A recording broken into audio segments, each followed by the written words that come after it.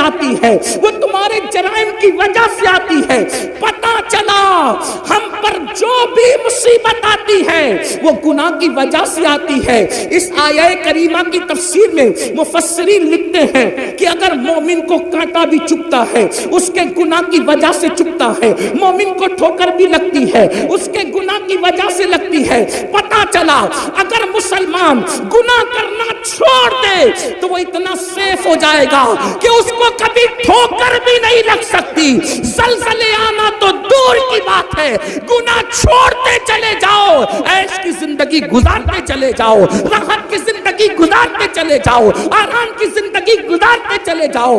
حیرت کی بات یہ ہے آرام کی زندگی سب چاہتے ہیں، راحت کی زندگی سب چاہتے ہیں، سکون کی زندگی سب چاہتے ہیں، آرام کی زندگی سب چاہتے ہیں، قرار کی زندگی سب چاہتے ہیں، لیکن گناہ کوئی چھوڑنا نہیں چاہتا۔ اللہ اکبر، بڑی معذرت کے ساتھ میں یہ نہیں کہتا کون کیا کرتا ہے، لیکن ہر انسان اپنے آپ میں ڈوب کر سوچے۔ کہنے والے نے کہا تھا اپنے من میں ڈوب کر پاجا سراغ زندگی، اپنے من میں ڈوب کر پاجا سراغ زندگی، تو اگر میرا نہیں بنتا نہ بن، اپنا تو بن۔ مسلمانوں ہم اپنے تو بن جائیں، اپنے آپ میں ڈوب کر سوچو میں کیا کرتا ہوں۔ توجہ کرنا، یہ محفل تو کیا کرتا ہے اس کی نہیں ہے، یہ محفل خود احتسابی کی محفل ہے۔ یہ ہمارے علماء کی پشت پناہی میں یہ جو فقیر قادری عرض کر رہا ہے، آج ہم یہ نہیں کہیں گے تو کیا کر رہا ہے، کون کیا کر رہا ہے، آج ہم اپنے آپ میں ڈوب کر سوچیں میں کیا کر رہا ہوں، میں کیا کر رہا ہوں۔ قرآن کہتا ہے یا ایھا الذین آمنوا علیکم انفسکم، اے ایمان والو اپنی فکر کرو۔ آج مسلمان کے اندر یہ بیماری پیدا ہو گئی، تو کیا کر رہا ہے، وہ کیا کر رہا ہے، کون کیا کر رہا ہے۔ اس لیے ہر آدمی دوسرے کو مجرم ٹھہراتا ہے، خود احتسابی نہیں۔ ہمارے بزرگوں میں کیا طریقہ تھا، میں کیا کر رہا ہوں۔ ایک مرتبہ سلطان العارفین حضرت بایزید بسطامی کے دور میں بارش بند ہو گئی، بارش بند ہو گئی۔ لوگوں نے کہا بارش بند ہو گئی، چلو سلطان العارفین بایزید کے پاس۔ یہ بایزید کون، سید الطائفہ، طاؤس العلماء۔ حضرت جنید بغدادی فرماتے ہیں جو مرتبہ فرشتوں میں جبریل امین کا ہے، وہ ولیوں کی کائنات میں اللہ نے سید سلطان العارفین حضرت بایزید بسطامی کو مقام عطا فرمایا۔ جیسے فرشتوں میں جبریل ویسے ولیوں میں بایزید بسطامی۔ یہ بات جنید بغدادی نے اس وقت کہی، ابھی سرکار غوث پاک کی آمد نہیں ہوئی تھی، ان کی آمد سے پہلے یہ بات کہی گئی۔ آپ سے پوچھتا ہوں جو ولیوں میں جبریل کی طرح ہے، جیسے فرشتوں میں جبریل ویسے سلطان العارفین بایزید ولیوں میں ہیں، ایسی ہستی کے پاس لوگ آ کے کہتے بارش بند ہو گئی۔ توجہ کرنا، اپنے دور کی بے مثال ہستی جس کی بارگاہ میں داتا علی حجویری جیسے لوگ خراج عقیدت پیش کریں، جس کی بارگاہ میں جنید بغدادی جیسے لوگ خراج عقیدت پیش کریں، جس کی بارگاہ میں سر سختی جیسے لوگ خراج عقیدت پیش کریں، وہ سلطان العارفین حضرت بایزید بسطامی رضی اللہ تعالیٰ کے پاس جب لوگ پہنچے، حضرت بارش نہیں ہو رہی، کیا فرماتے، میں جان گیا کیوں بارش نہیں ہو رہی۔ توجہ کریں، میں جان گیا کیوں بارش نہیں ہو رہی۔ کہا میرے گناہ حد سے بڑھ گئے، میرے گناہ حد سے بڑھ گئے، اس لیے اللہ نے میری وجہ سے بارش روک لی۔ ایک کام کرتا ہوں، میں ہی شہر چھوڑ کر کے چلا جاتا ہوں، جب مجرم اور پاپی شہر سے نکلے گا تو جس کی وجہ سے بارش رکی ہے پھر باران رحمت کا نزول ہو جائے گا۔ لوگ حیرت زدہ رہ گئے، اتنی بڑی ہستی، اتنی بڑی شخصیت جس کی زندگی میں کبھی تہجد فوت نہ ہو، جس کا مقام اور مرتبہ مقام شہودی اور حضوری میں یہ ہو کہ خود فرماتے ہیں ایک لمحہ بھی جلوے یار اگر نظروں سے اوجل ہو جائے تو میں اپنے آپ پر کفر کا فتویٰ دے دوں۔ اندازہ تو فرمائے یہ مقام حضوری کی منزل پر فائز ہے، اور حال کہہ کے کہتے ہیں میرے گناہ بڑھ گئے اس لیے میں شہر چھوڑ کر کے جاؤں گا، میری وجہ سے بارش رک گئی ہے، باران رحمت کا نزول ہوگا۔ اور سلطان العارفین جیسے ہی شہر چھوڑ کے نکلے، اللہ کو عاجزی کی یادہ اتنی پسند آ گئی، لوگوں کے استسقاء اور دعاؤں سے بارش نہیں ہوئی، بایزید کی عاجزی کی برکت سے باران رحمت کا نزول ہو گیا۔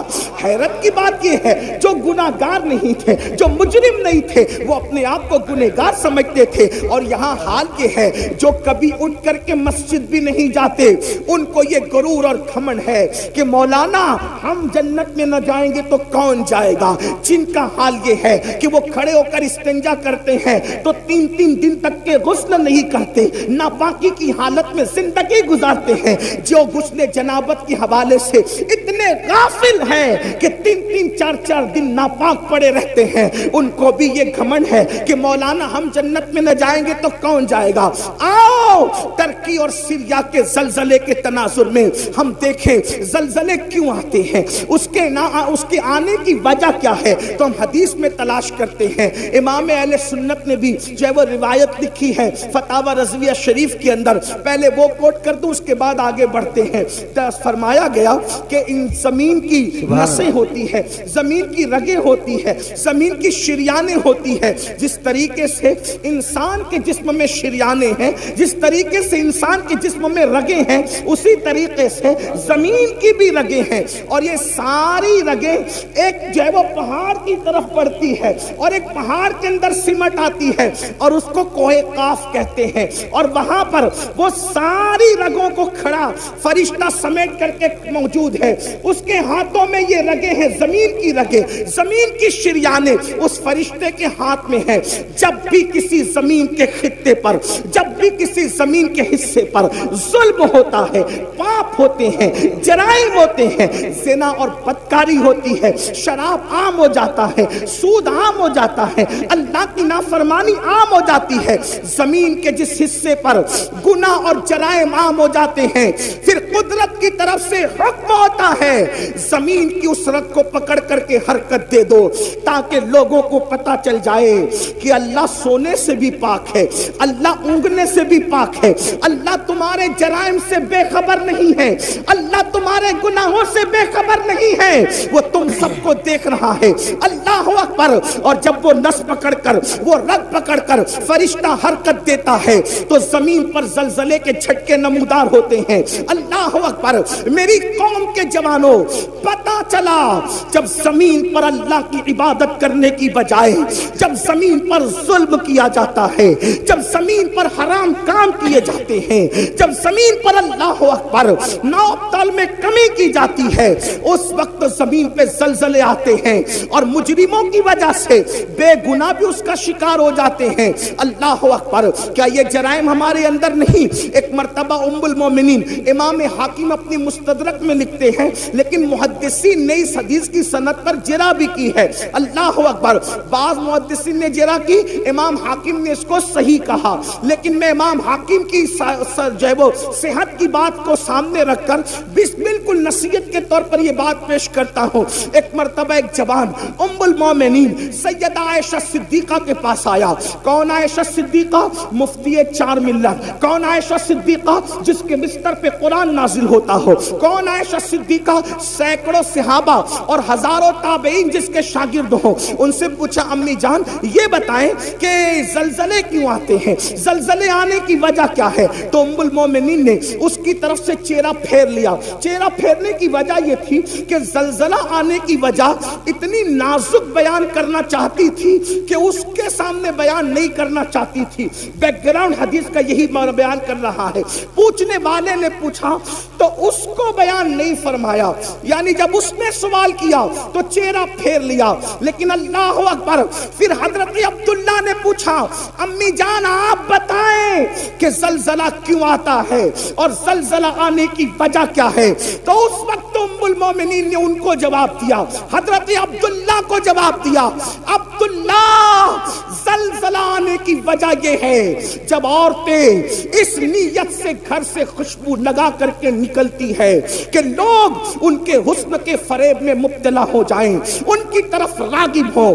خوشبو لگا کر کے عورتیں اپنے گھروں سے اس لیے نکلتی ہے کہ لوگ ان کے فتنے میں مبتلا ہوں۔ پھر اس وقت زلزلے آتے ہیں جب عورتیں نامحرم اور مردوں کے سامنے، جب عورتیں نامحرم مردوں کے سامنے، اجنبی مردوں کے سامنے سامنے ننگی ہونے لگتی ہے، زنا کے لیے تیار ہو جاتی ہے، اپنے جسم کو پیش کرنے لگتی ہے، اس وقت زلزلے آتے ہیں۔ اللہ اکبر۔ ابھی آگے اور بھی روایتیں پڑھی جائے گی، اگر وقت رہا تو جتنا وقت مجھے دیا گیا میں اسی میں گفتگو مکمل کروں گا، لیکن آپ کی توجہ چاہتا ہوں، آپ سے پوچھتا ہوں، کیا ہماری بہن بیٹیاں آج گھروں سے عطر لگا کر نہیں نکل رہی ہے، خوشبو لگا کر نہیں نکل رہی ہے، پرفیوم لگا کر کے نہیں نکل رہی ہے، خوبصورت بن کر کے نہیں نکل رہی ہے، میک اپ کر کے نہیں نکل رہی ہے؟ آج اللہ اکبر مسلمانوں کا حال یہ ہو گیا، شادی کے موقع پر صرف چہرے بنانے کے لیے بیوٹی پارلروں میں جتنا خرچ ہوتا ہے اگر اس کا اندازہ لگایا جائے تو لاکھوں روپے صرف بیوٹی پارلر کی نظر ہو جاتے ہیں۔ میں پوچھنا چاہتا ہوں مسلمانوں، صرف داڑھی رکھنے سے ہم نجات نہیں پا سکتے، صرف 5 وقت کی نماز بھی ہمیں نجات کے سائل تک نہیں پہنچا سکتی، سروں پر ٹوپیاں رکھنا بھی ہمیں نجات تک نہیں پہنچا سکتا۔ اس وقت تک جب تک کہ ہم پورے دین پر عمل نہ کریں، ہم نے دین کی چند چیزوں کو اٹھا لیا، کسی کو نماز آسان پڑی اس نے نماز اٹھا لیا، کسی کے چہرے پہ داڑھی آسان پڑ گئی اس نے داڑھی رکھ لی، کسی نے ٹوپی کو آسان سمجھا اس نے ٹوپی پہن لی۔ یاد رکھنا، دین کو رسومات بنانے والوں، یہ رسمی عبادتیں نجات کے سائل تک نہ لے جائے گی۔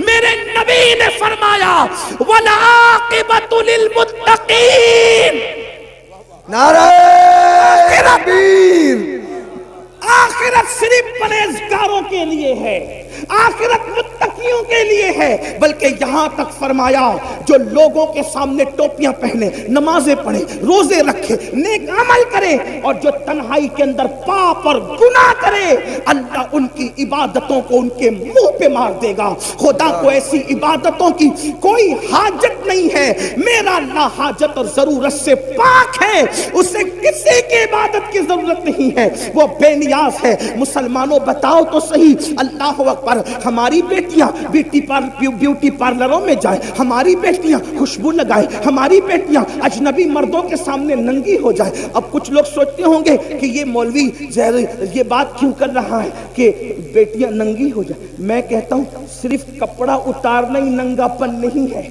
اگر دوسری حدیث پر نظر ڈالیں تو ذرا اپنے آپ میں ڈوب کے سوچیں کہ کتنوں کی بیٹیاں ننگی ہیں۔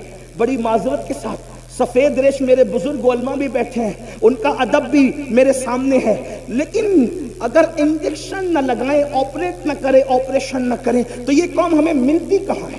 جب ہم منبر پہ نہ بولے تو کہاں بولیں؟ لوگ کہتے ہیں اتنی اوپن تقریر نہیں ہونا چاہیے۔ میں نے کہا جب لوگ اوپن گناہ کر رہے ہیں تو اوپن اصلاح کرنے کا ہمیں حق نہیں ہے؟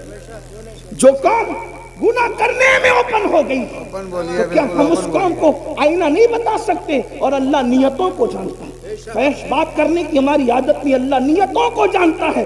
لعنت اللہ علی الکاذبین، جو جھوٹ بولے اس پہ لعنت ہے۔ ہمیں شوق نہیں یہ بات کرنے کی، لیکن آپ سے پوچھتا ہوں، آپ اگر یہ سوچتے ہیں ام المومنین نے کہا مردوں کے سامنے عورتیں ننگی ہوگی، زلزلے آئے، عورتیں ننگی نہ ہو رہی۔ ایک حدیث میں اللہ کے رسول علیہ السلام نے فرمایا قیامت کے قریب عورتیں کپڑے پہن کے بھی ننگی ہوگی۔ تو صحابہ نے پوچھا آقا کپڑے پہن کے ننگی ہونے کا کیا مطلب ہے؟ وہ فرمایا اتنے باریک اور پتلے پتلے کپڑے پہنے گی کہ کپڑے پہن کر بھی ان کا جسم نظر آئے گا، اتنے تنگ اور چست پہنے گی کہ مفہوم ہے کہ جسم کا نشیب و فراز دکھے گا۔ تو یہ بھی تو ننگے پن کی، کپڑا پہن کر بھی ننگی ہے، مردوں کو اس کا کوئی خیال نہیں۔ ایک باپ جب جمعہ کی محفل میں مسجد کے اندر یہ خطاب سنتا ہے تو کہتا ہے مولوی لوگ پرانے خیال کے لوگ ہیں۔ مولوی پرانے خیال کا نہیں ہے، ہم دین کے پابند ہیں۔ لوگوں کو اگر ترقی کرنا ہے تو لوگ آگے جائیں، اور مسلمان کو اگر ترقی کرنا ہے تو وہ پیچھے نبی کے قدموں میں آئے۔ سبحان اللہ۔ ہمیں کل بھی ترقی ملی تھی تو قدم ناز مصطفیٰ کے صدقے میں ملی تھی، اور اگر آج بھی ترقی ملے گی تو نبی کے قدموں میں ملے گی۔ لوگ کہتے ہیں نبی کے قدموں میں کیا رکھا ہے؟ میں کہتا ہوں جب ماں کے قدموں میں جنت ہے تو نبی کے قدموں میں کیا رکھا ہے اس کا اندازہ آپ خود ہی لگا سکتے ہیں۔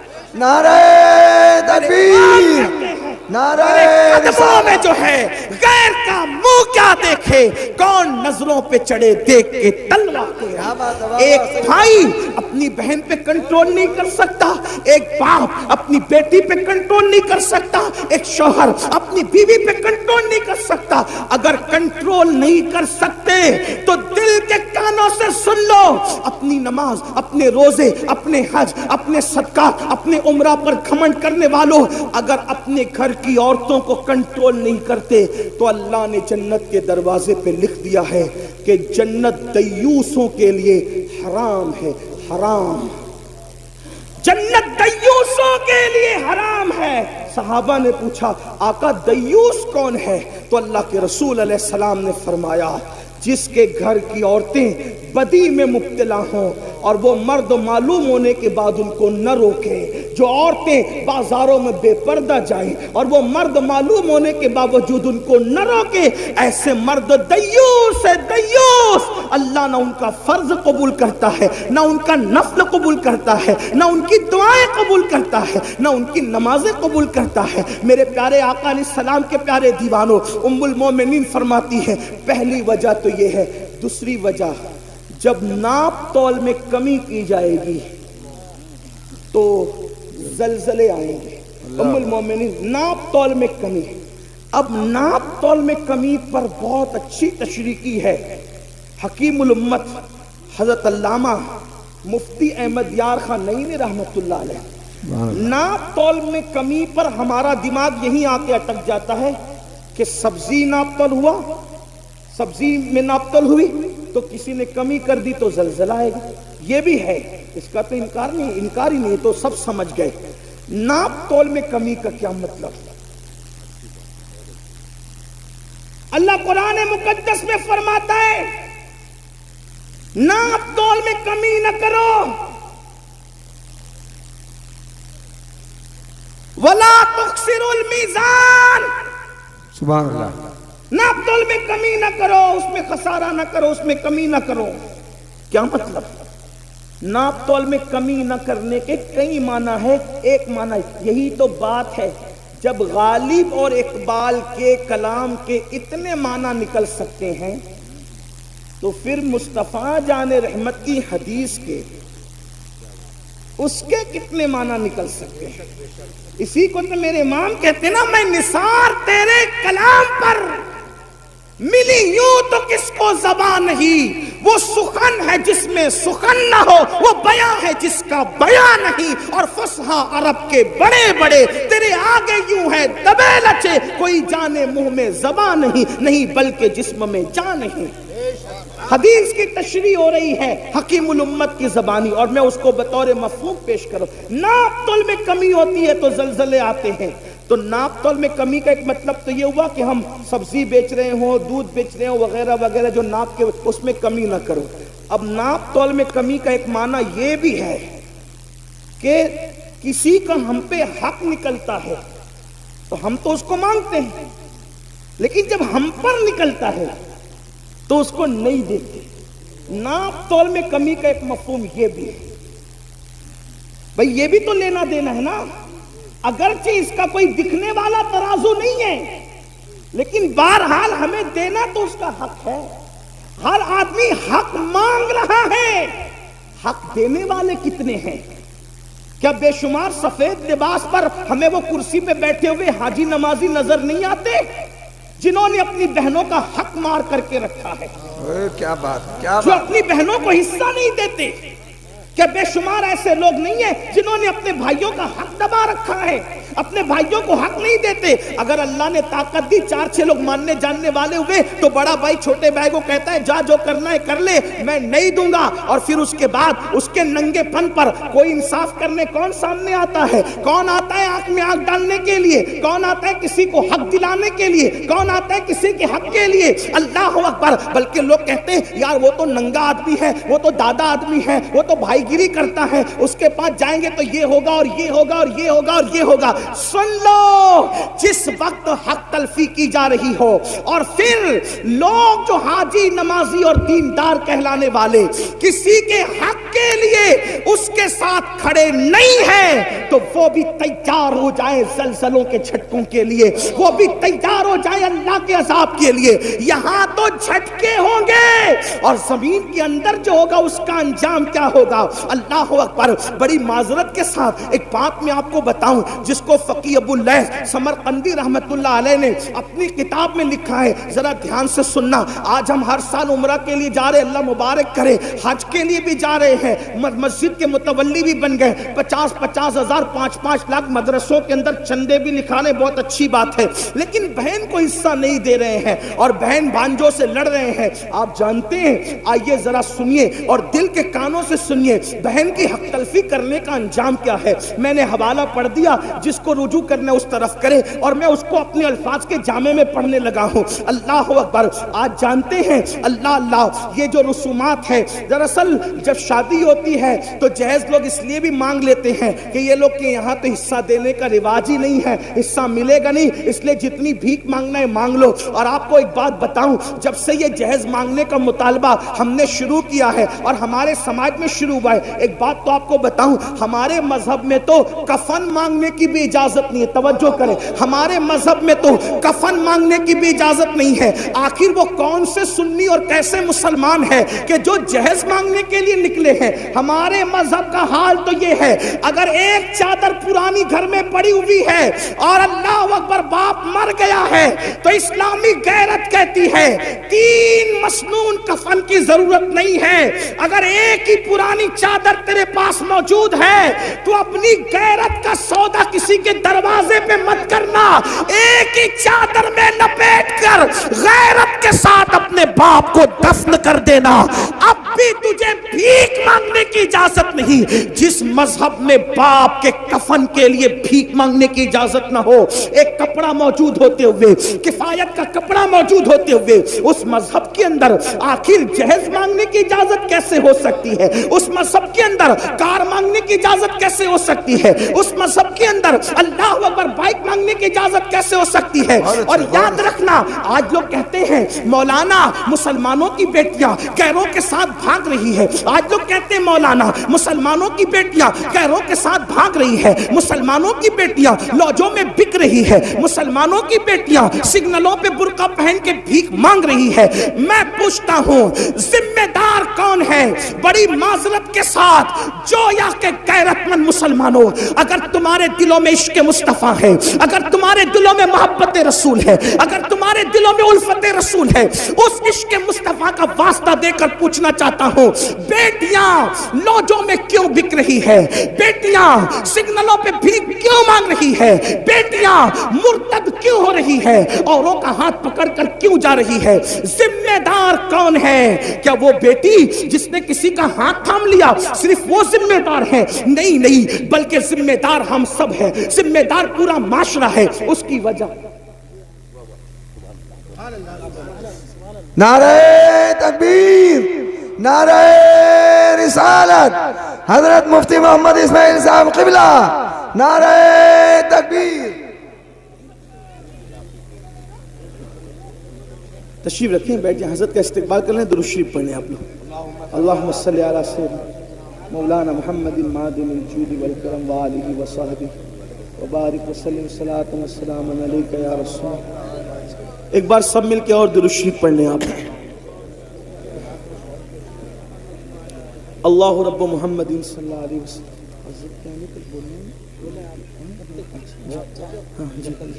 بڑی نوازش، سب مل کے درود شریف پڑھیں، بلند آواز سے درود شریف پڑھیں. آپ سے گزارش ہے کہ اگر آپ ڈسٹرب نہیں کریں تو بڑی نوازش آپ سب کی بڑی نوازش. ایک بار آپ سب بھی درود شریف. حضرات آپ دیکھ رہے ہیں کہ اللہم صلی علی سیدنا و مولانا محمد معدن الجود والکرم. ڈاکٹر شفیق الرحمان بخش صاحب ایم پی سنبل تشریف لے آئے ہیں. ایک بار پھر درود شریف پڑھنے آپ. اللہ رب محمد صلی اللہ علیہ وسلم، نحن عباد محمد صلی اللہ علیہ وسلم، सलातो व सलाम अलैका। मैं गुफ्तगू शुरू कर दूं फिर से, आपकी इजाज़त है? आप तवज्जो मेरी तरफ रखे हुए, एक बार ज़रा फिर दुरूद शरीफ पढ़ें, बुलंद आवाज़ से पढ़ें। अल्लाहुम्मा सल्लि अला सय्यदिना व मौलाना मुहम्मदिन मादिनिल जूदि वल करम व आलिहि व सहबी व बारिक वसल्लिम सलातो व सलामन अलैका या रसूल अल्लाह सल्लल्लाहु अलैहि वसल्लम।